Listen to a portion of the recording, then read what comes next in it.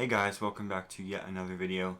Today I will be going through the basics of Lightroom, as well as some tips and tricks that I use to improve my workflow. I guess without further ado, let's jump right in. So we'll start off how to import photos.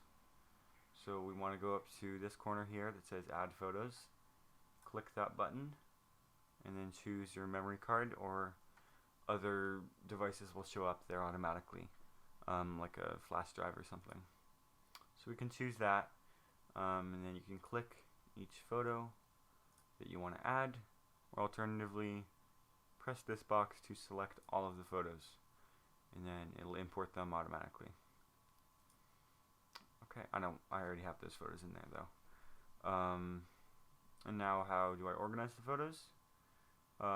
So I have all my photos in this area that they automatically go into a place called All Photos. You can press G to view all of them, like this. Let's say I want to edit this photo. Great, sorry. So that's how I scroll through all my photos. It's not super organized, but you can make albums that you can put your photos into. So I have one called 2020 highlights, 2019 highlights,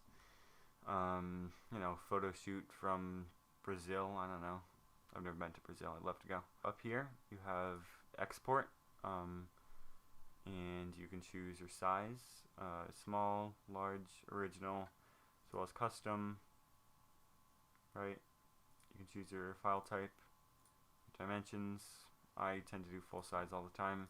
And quality, I like 100%, more options, but I tend to just export and then do the large one.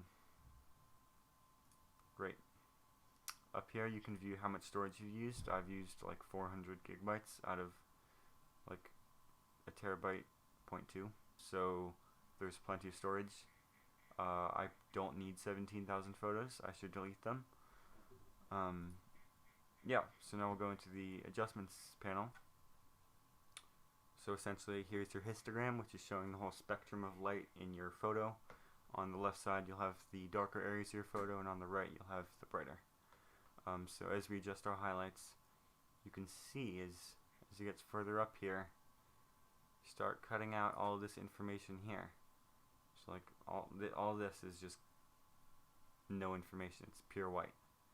But I don't really pay attention to that too much, I just follow my eye. We'll leave that somewhere around there.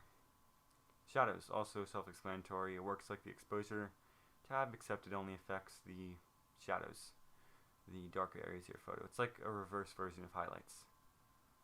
So, as you can see on the histogram here, as you go lower, all those colors go towards the left side, and vice versa. We'll leave it around there. I want to see some in the foreground. And the whites and the blacks, don't focus on these too much yet, but I like to increase them. It kind of like brightens the already bright areas of your photo, or darkens them. So if you want a perfectly flat photo, you could do that, I guess. I don't know why you do that. And that, like, what is this? Anyway, I just like to increase both of them, mix my photo a little bit more contrasty, a little bit more interesting. But yeah, the point curve. Now this is very interesting. So interesting they made a whole video about it. I'll leave a link to that here, so please check that out. This is a very powerful and interesting tool. Okay, the color tab. So here's your color temperature. You can adjust that just by going on the slider. Great. I tend to just leave it kind of where Lightroom puts it, because it does a great job, but maybe I'll make this photo a little bit warmer. And this is measured in Kelvin, is the measurement. Tint, I don't like tint, but I leave it wherever Lightroom puts it, because I don't want my photos looking like this, or this, but it can be useful when you have a photo that's damaged somehow and is tinted green, in which case you'd want to shift it towards the purple end, or vice versa. Vibrance and saturation, they do basically the same thing. I'm sure people are not going to agree with me on that, but I like to increase vibrance and decrease saturation. That kind of makes my photo look a little bit more flat and a little bit more cohesive, I guess. Color mixer, this is also very interesting. I like to use this a lot in my photos, especially the luminance tool down here. But first of all, the saturation, first of all the hue. That'll change the hue of a specific color that you can choose up here. So you want this photo to look like it was taken in the fall. So maybe I'll do that. And then maybe I want a little bit more saturation. So we'll do that. And luminance is very interesting. Basically what it does is it works kind of like your highlights here. It takes the brighter areas of this color and it kind of just kicks them up. And it just makes them look better to me. It gives them more depth, it gives them more contrast, it just makes them look a lot more 3D. So I definitely like to put that up, especially on the greens. Mostly in a photo, I will do the greens and the yellows because my photos tend to be landscapes and there are lots of greens and yellows. So even this one, I'll bring the luminance down a bit to get a little bit more of that sunset. And saturation. And this is a very powerful tool. You can do many, many powerful things with this. So there you go. Red sunset. Perfect. But you can do that with really any color. So I want to change the water to purple. There we go. Or green. Or teal. Whatever. Color grading. This is a fairly new tool. It's very powerful and it's very strong. And I'm planning on doing a separate video about it. So subscribe and stay tuned for that video. And the effects tab. This is also very powerful, but it can be overused very easily. So I want to zoom in a bit here to get more of that detail. I'll just reset that. So texture is basically sharpening, but it kind of gets rid of that kind of like warming effect, if you know what I mean. But it's a lot more of a clean sharpness. So I like to increase it, but once again, this just looks super fake and artificial. Yeah, and this will make a more soft looking photo. So I'll just increase that a bit. And then I like to decrease the clarity slightly with this combination. If you increase it, oh god, I used to do this so much. Yeah, to me, it just kind of looks like someone desaturated the photo and sharpened it way too much. But I like to actually decrease it to give more of a, I don't know, more dreamy effect. And right now I like to go back and like look through all my edits and touch them up. So maybe I want a little bit more shadow brightness, just like that. A little bit more detail in the highlights, just like that. Yeah. Now back to the effects. Dehaze. This is used when you have haze, fog, mist in your photo and you want it out. So this can also be overdone extremely easily. I used to do this in a lot of my old photos and it looked horrible. So yeah, that. Yeah, it just doesn't look good. It's great when it's used for the right purpose, but I don't touch it unless I have fog, mist, or haze, or whatever you want to call those things. Vignette, also pretty self-explanatory. It either darkens or lightens the edges of your photo. I like to darken the edges of my photos slightly, just like that. You can also, you know, get crazy with it. But right now we'll sit at around 15, minus 15. Grain, if you're trying to emulate that film look, you just increase that, and as you can see, we have lots of grain. That's great. I think I'll leave it in. Sharpening. I don't use this because I tend to just use texture instead, but it will kind of emphasize the lines in your photo, but I don't really touch it. Oh boy, noise reduction. I'm just going to decrease the grain to explain the rest of these things. Noise reduction is basically when you have a whole bunch of noise in your photo, kind of looks like grain, and it just kind of smoothens the whole photo a lot and makes it look like a painting. If we zoom in here, see? There's absolutely no detail anymore. If we take that off, there you go, detail. I don't really use it. I tend to just leave the photo how it is when it comes to noise reduction and sharpening. We'll zoom back out. Color noise reduction, it's just when there's tons of noise, there can be little flecks of color in it, and this helps slightly. It's not great, but I found there's really no harm in just increasing it to 100%. So, yeah. Chromatic aberration. This is those little two colors that are kind of on either side of an object, and like they're blue and red or something, and this just kind of gets rid of it automatically.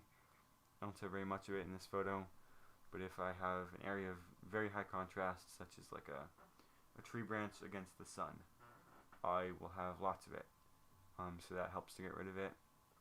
And lens corrections, I just leave this on all the time, because it'll automatically detect what lens you were using when you took the photo and apply a pre-made like preset to the photo, and that'll just kind of I just do it when I start editing. So, oh boy, geometry.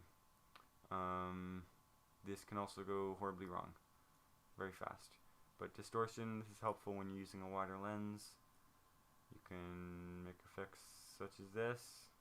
Yeah, we'll go for this. And then this kind of tilts your photo. Sure, let's go for a horrible looking photo. And you can rotate it. Yeah, aspect ratio, that's just going to squish, unsquish it. Scale, zooms in, zooms out. Oh boy. And then this will just move it one side or the other. But yeah, these can ruin your photo. So I really only touch distortion ever. And constrained crop I'll show you. As you notice, there's a bunch of this white space over here, and by clicking this, it'll automatically crop that out. So you can do pretty crazy stuff here. Yeah, I don't like these. And now we will go on to the next panel, which is crop. We can get to that by pressing C on our keyboard. Here we are. It's pretty easy. It's pretty self-explanatory. You have a box here. You have your 3x3 grid. You can choose the original aspect ratio. You can make your own. Fancy. I don't like making my own. I used to a lot. But when posting on social media, I find it easier to just choose one. So 1x1, 8x10, 4x3. You can choose anything. I'll just go back to this though.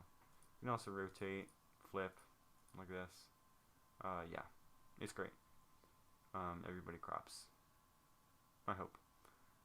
Next is the healing tab. We'll go over here. I've already healed this photo a ton when I took this photo a while ago, so it looks horrible. But basically, if you have any thing you want to take out of this photo, like if I want to change these leaves, and I think I want water there. There you go, water. It essentially just copies what's in one area, like this area, and puts it in here. It's pretty self-explanatory, and it does a pretty good job at removing things like clouds. There you go. You might have to go over it a few times. There we go, that cloud's gone. Yeah, you can also choose how much you want your edges to be rounded on this. I do it at 100%. It helps me smooth out on my replacements. And opacity, I leave it at 100% because generally I want to replace the whole area rather than have that where it just kind of mixes. I don't know. I don't really touch these two things that much. Visualize spots is pretty interesting, actually. Click that, you can see all the spots that are on your lenses.